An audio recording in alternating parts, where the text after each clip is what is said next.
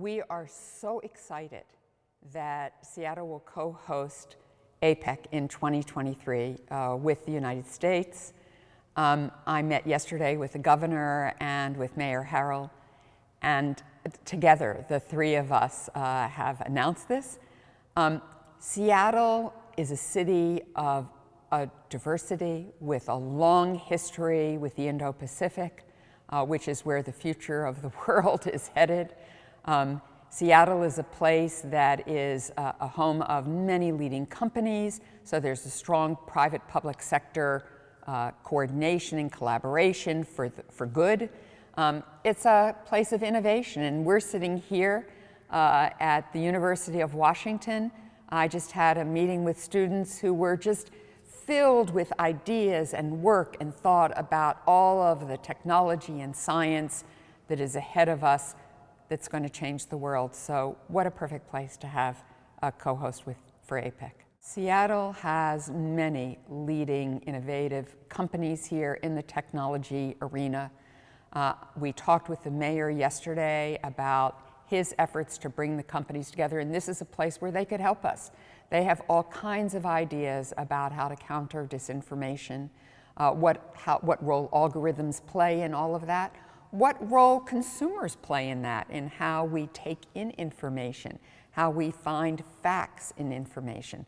So I think this will be a tremendous partnership with the city of Seattle on so many levels, and I'm very excited to be here. What could a company like T-Mobile do, just to get more into the specifics? What could something like that kind of partnership look like? So I came here with Ambassador Nate Fick, who is our brand new head of a bureau for cyberspace and digital policy, because Secretary Blinken really wants to modernize the State Department, and this is the future. Every diplomat has to understand this arena and learn how to use it and what challenges it's facing. And at T-Mobile yesterday, we talked about what that future might look like. We all understand 5G a little bit better and the platforms it's created for innovation and change and capabilities for us to communicate with each other, to collaborate with each other, to think of new ideas with each other. Well, there's a 6G universe out there that nobody understands yet, and we want to get some idea of what one company is thinking about that, and we certainly will be talking with other companies as well. You also visited Boeing. We also visited Boeing. Look, Boeing is a rock-solid, critical company for the United States of America, both on the commercial side and on the defense side. Boeing is a phenomenal company that's been here in Seattle for a very long time.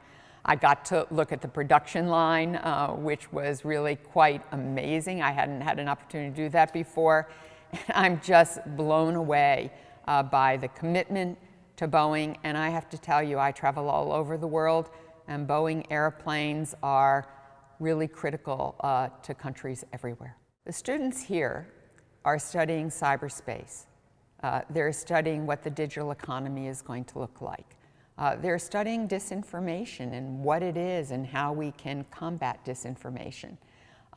They are science students, technology students, emerging technology. We don't know what artificial intelligence and quantum computing are not only going to do in our telecommunications and our ability to collaborate with each other, what's it going to mean for biotechnology?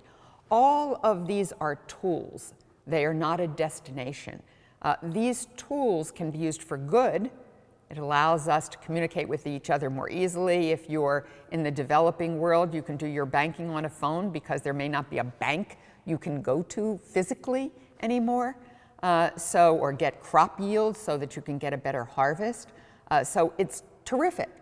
But technology also can be used for things that are not good, like disinformation, like surveillance, like controlling free expression. We've seen the protests in Iran after Mahsa Amini was brutally killed by the so-called morality police. We saw yesterday on the 40th anniversary, thousands come out in protest. Well, folks want to be able to communicate with each other about what they're feeling, what they're thinking, what they hope for their country. They don't want to leave Iran. They just want to express who they are and have a more open society in Iran. To do that, they need to communicate, and the regime has shut down the internet, shut down the ability for people to communicate. So this is what we were talking about with students today. This is critical to national security and foreign policy.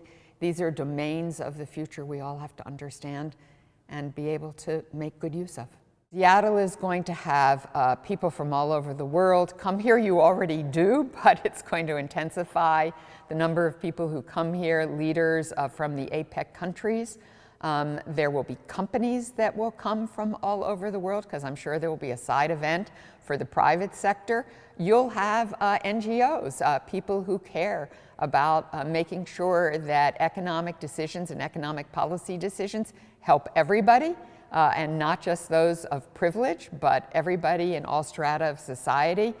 So it's going to be a really phenomenal event where great minds will come together representing everybody's interests and try to address these challenges of the future so that in fact it presents opportunity for everybody.